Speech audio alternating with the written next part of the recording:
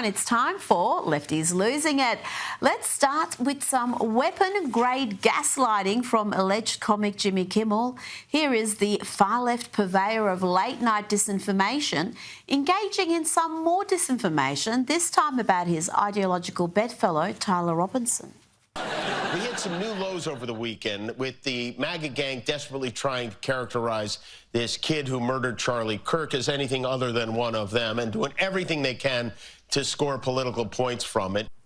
Yes, I'm sure the far-left loser moaning about supposed fascists and obsessed with trans activism with a trans boyfriend is a closet Republican, according to Kimmel. I mean, let's just disregard officials telling us what his ideology is, and let's disregard the alleged killer's own words.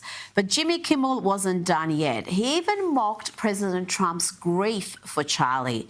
Now, President Trump loved Charlie Kirk. Those close to him say he saw him as another son. But this is what Jimmy Kimmel had to say. This is not how an adult grieves the murder of someone he called a friend. This is how a 4-year-old mourns a goldfish, okay? How a 4-year-old mourns a goldfish. You know what? I'd forgive the callous, hateful miscreant if it was just a little bit funny.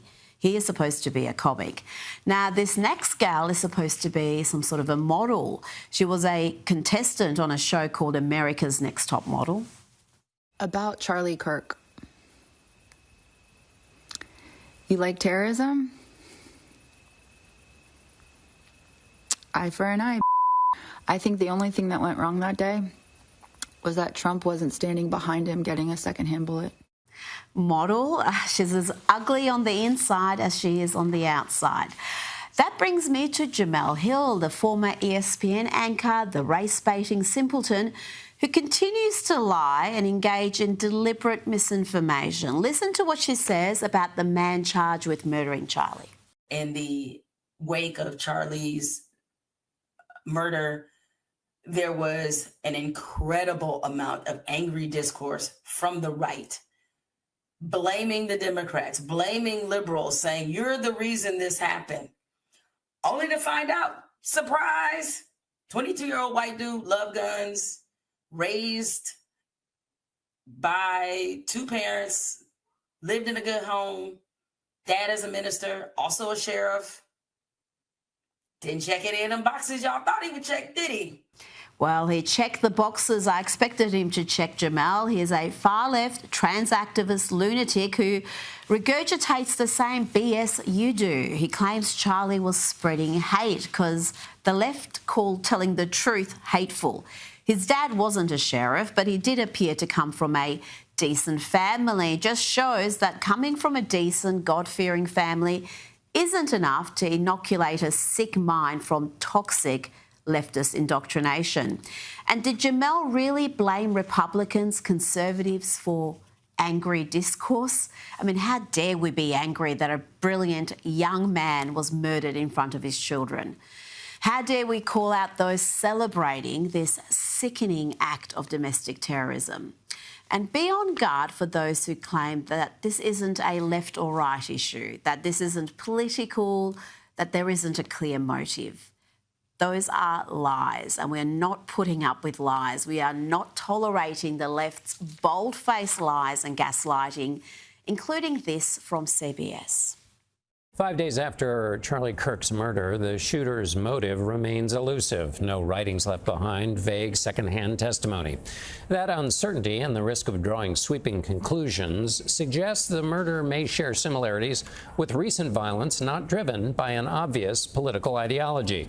No clear ideology, except Tyler Robinson told us precisely what his ideology is and why he targeted Charlie Kirk. There is zero mystery about the motives of Tyler Robinson or his political ideology. The only question is, who else may have been involved? Now, let's hear from The View. Here is Whoopi Goldberg offering some sober analysis. She looks almost disappointed that Charlie's message will only grow stronger. Remember, it was just a few years ago that Whoopi was forced to apologise to Turning Point USA for falsely linking Charlie's movement to neo-Nazis. The ladies of The View have done plenty to incite the demented left. And what assassins should always remember is just because you take somebody out doesn't mean the message is going to stop. Yeah. And it's important to keep that in mind.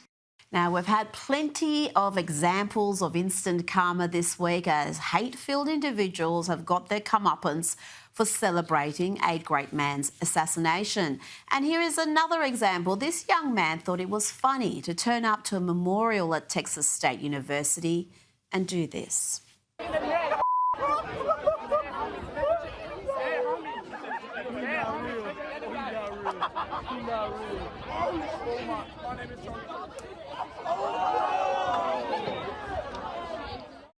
Incredible how tolerant the crowd there is of those antics, but he did get a dose of instant karma. Shortly after that incident, he was identified and promptly expelled from the university. And I don't feel one bit sorry for him. You want to engage in that type of cruelty, mocking not just the murdered, but those grieving his loss, you deserve to get expelled. Now, let's hear from ABC talking about the text messages of this alleged killer.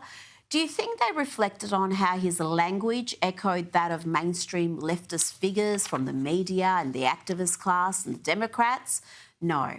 Instead, they were marvelling at how touching it all was.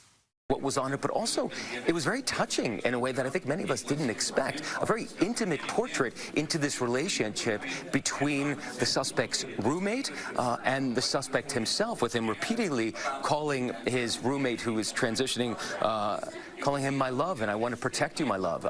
So it was this duality of someone who the attorney said not only jeopardized the life of Charlie Kirk and the crowd, but was doing it in front of children, which is one of the aggravating circumstances of this case. And on the other hand, he was, speaking so lovingly about his partner.